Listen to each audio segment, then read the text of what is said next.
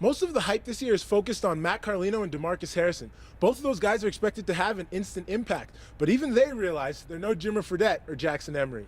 Curling can be a competitive Olympic sport or just a fun hobby to do with your friends, but no matter how you start, you'll soon realize it's a lot harder than it looks.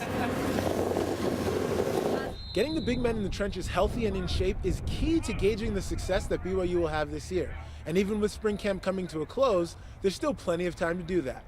It's 7 o'clock in the morning, but it's business as usual for the football team. They're already in the gym, hitting the weights. It's just one of the things that they do to stay in shape and get ready for their bowl game. The only protection they have in the sled is this helmet and each other. But 15 turns and 85 miles an hour later, everyone seems to think it was worth it. For some of these BYU tight end legends, there couldn't be a better time to receive this award than right now, right here during one of the biggest rivalry games of the year. This is 5'4" freshman Jaden Thornock, and if you've been to a women's soccer game this season, you know exactly who she is.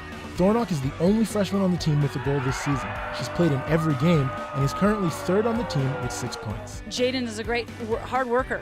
She wants the ball. She's confident and comfortable with the ball.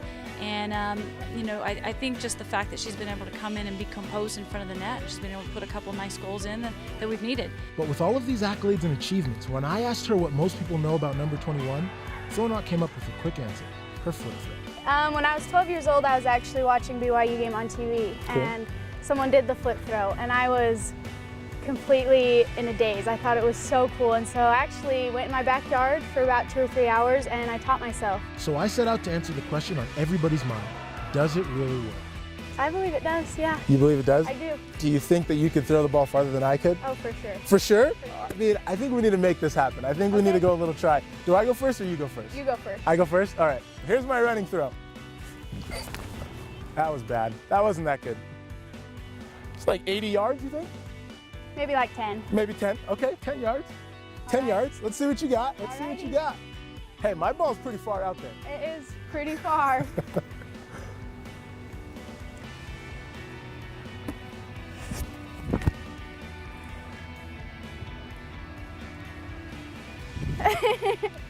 So, I won. I think you got me by a couple inches.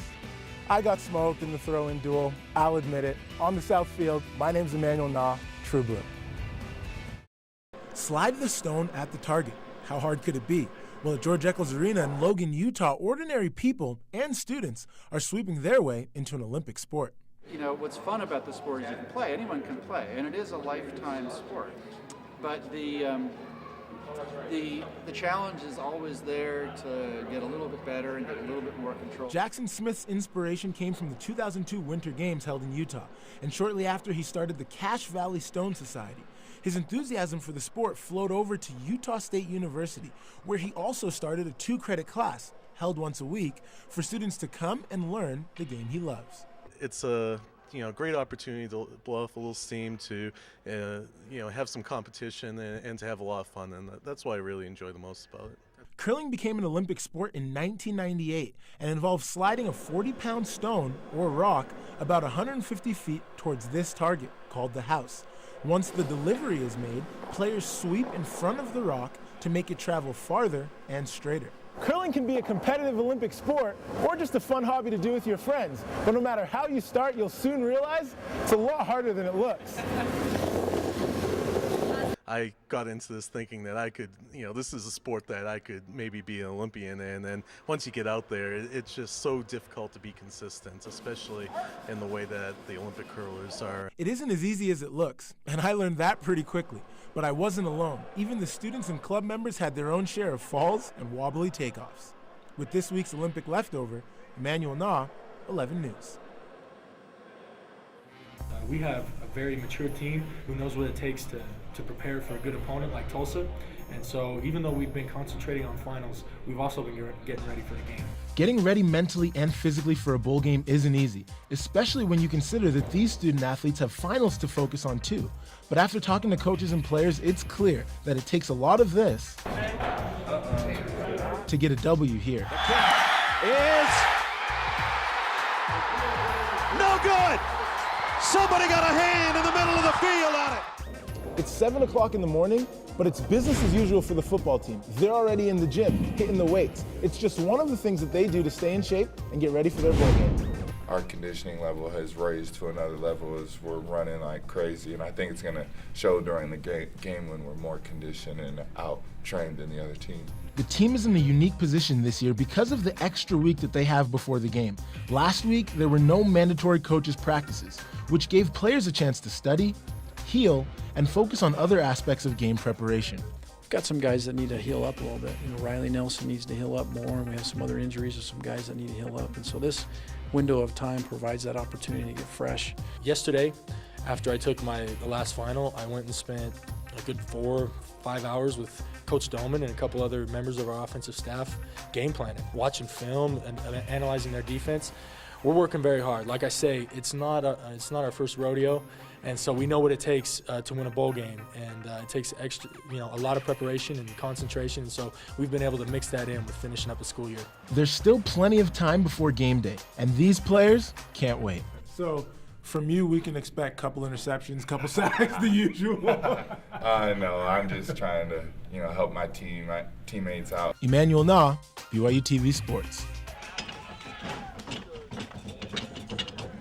Well, it started out slow first 10 seconds, but quickly picked up speed, and it was really intense.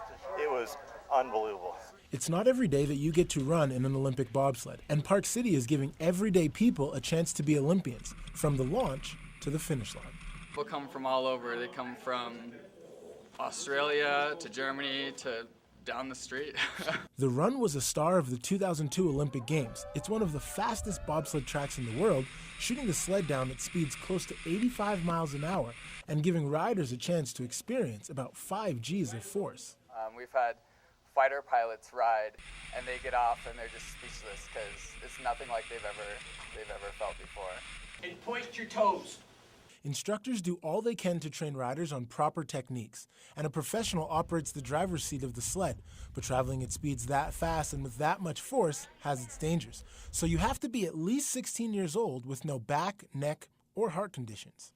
The only protection they have in the sled is this helmet and each other, but 15 turns and 85 miles an hour later, everyone seems to think it was worth it. Unbelievable. A ride of a lifetime. Unbelievable. It's much more than I ever thought it would be. Awesome. It's incredible.